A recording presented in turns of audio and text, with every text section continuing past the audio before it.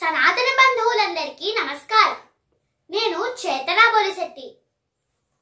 కార్తీక పౌర్ణమి గురించి, ఉసిరి చెట్టు గురించి కొన్ని విషయాలు తెలుసుకునే ప్రయత్నం చేద్దాం. మన సనాతన ధర్మంలో ఉత్తరాయణం, దక్షిణాయనం అనే రెండు ఆయనములు కలవు. ఉత్తరాయణంలో మాఘమాసానికి ఎంత ప్రాధాన్యం ఉందో, దక్షిణాయనంలో కార్తీక మాసానికి అంతటి విశిష్టత ఉంది. ఈ పుణ్యమాసం హరిహరులకు అత్యంత ప్రీతికరమైనది. ఈ కార్తీక మాసంలో శివారాధన చేయడం వలన విశేష పుణ్యఫలం లభిస్తుందని కార్తీక పురాణం చెప్తోంది. ఈ కార్తీక మాసంలో స్నానము, దానము, జపము, అభిషేకము, దీపారాధన చేయాలి. ప్రత్యేకించి సూర్యోదయానికి ముందు చేసే స్నానాలు, ఆ తరువాత చేసే దానాలు, ఉపవాసాలకు గొప్ప శక్తి ఉందని స్కంద పురాణ అంతర్గతంగా ఉన్న కార్తీక పురాణం చెప్తోంది.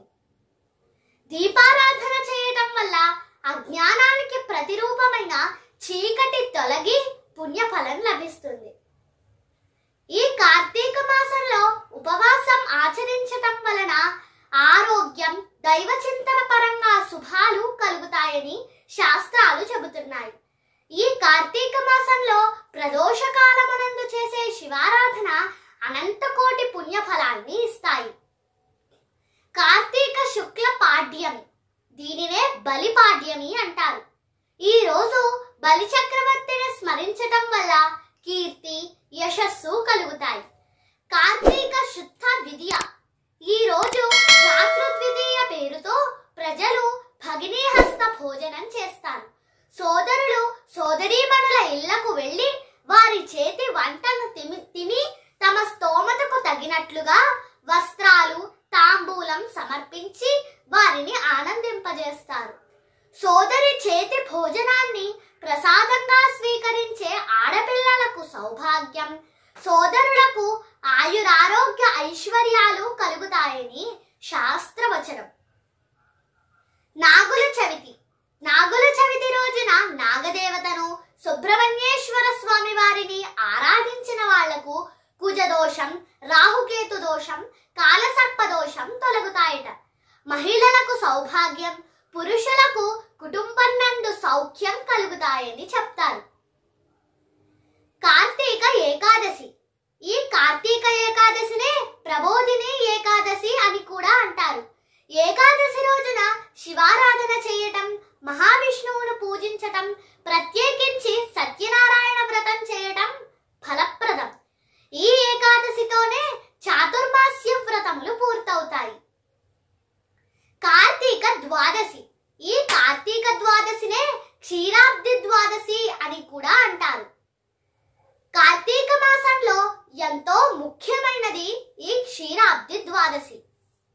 మన సనాతన ధర్మంలో పంచభూతాలను దైవంగా భావిస్తాం. అందులో అగ్నిని ఆరాధించటం, ప్రతిరోజు దీపమును వెలిగించటం ప్రాధాన్యతగా చెప్పబడింది. ప్రతి మనిషి తన జీవితంలో ప్రతిరోజు ఏదో ఒక ఆలయంలోనో లేదా ఇంటి వద్ద దీపాన్ని వెలిగించి దీపారాధన చేయవలెను. కలియుగంలో ఇలా నిత్యం చేయలేని స్థితి ఏర్పడినప్పుడు కార్తీక ద్వాదశి అంటే క్షీరాబ్ది ద్వాదశి రోజున దీపారాధన చేయటం వలన ఆ ఏడాదంతా దీపారాధన చేసినంత పుణ్యఫలం లభిస్తుందని కార్తీక పురాణం స్పష్టంగా చెప్తోంది. ఈ కార్తీక ద్వాదశి రోజున తులసి కోట వద్ద ఉసిరి మొక్కను ఉంచాలి. తులసి కోటను లక్ష్మీ స్వరూపంగా, ఉసిరిని శ్రీ మహావిష్ణువు స్వరూపంగా భావించి క్షీరాబ్ది ద్వాదశి వ్రతం ఆచరించవలెను. పూర్వం దేవతలు, దానవులు కలిసి పాలకడలిని చిలికిన రోజు కనుక ఈ రోజును చిలుకు ద్వాదశి అని కూడా పిలుస్తారు.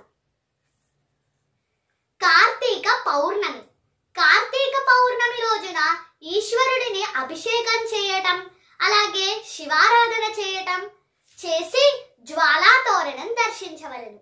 జ్వాలాతోరణం అంటే కార్తీక పౌర్ణమి నాడు వరిగడ్డిని వెంటిగా చుట్టి దానిని రెండు స్తంభాలకు కట్టి ఆ వెంటిని 3 మార్లు కాగడా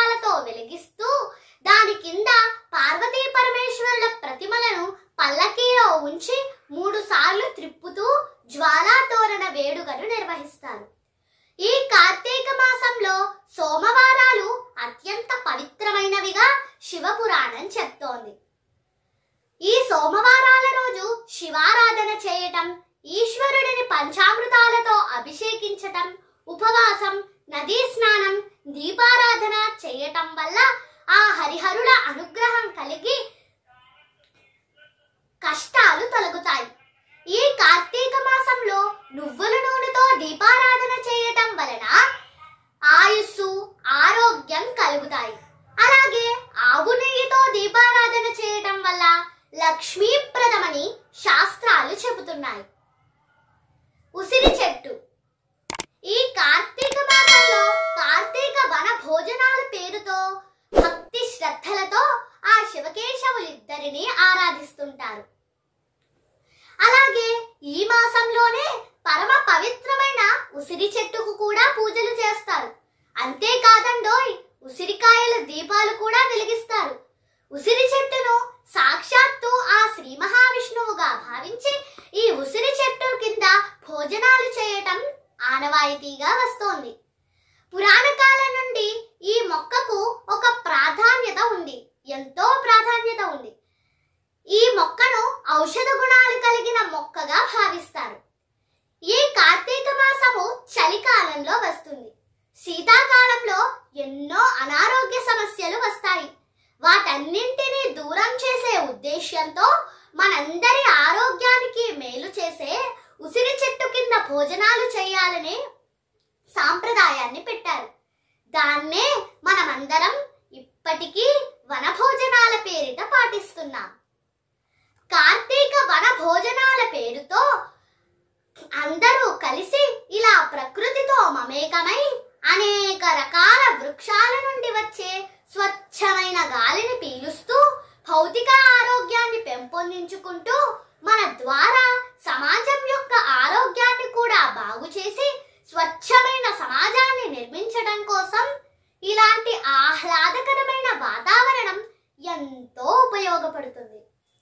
అయితే భోజనాలకు ముందు ఉసిరి చెట్టు కింద ఆ శ్రీ మహావిష్ణుమూర్తి చిత్రపటాన్ని పెట్టి పూజ చేయాలి. ఆ తరువాత భోజనాలు చేయాలి. ఈ ఎన్నో ఔషధ గుణాలు కలిగిన ఈ ఉసిరి మొక్కను ధాత్రి వృక్షమని, ఈ ఉసిరి మొక్క కింద చేసే భోజనాలను ధాత్రి భోజనాలని పిలుస్తారు. ఉసిరి చెట్టు నీడలో అరటి ఆకులో భోజనం చేయటం శారీరక ఆరోగ్యాన్నే కాకుండా మానసిక ఉల్లాసాన్ని కూడా కలుగజేస్తుందని పండితులు చెప్తారు. ఈ వీడియో మీకు నచ్చినట్లయితే లైక్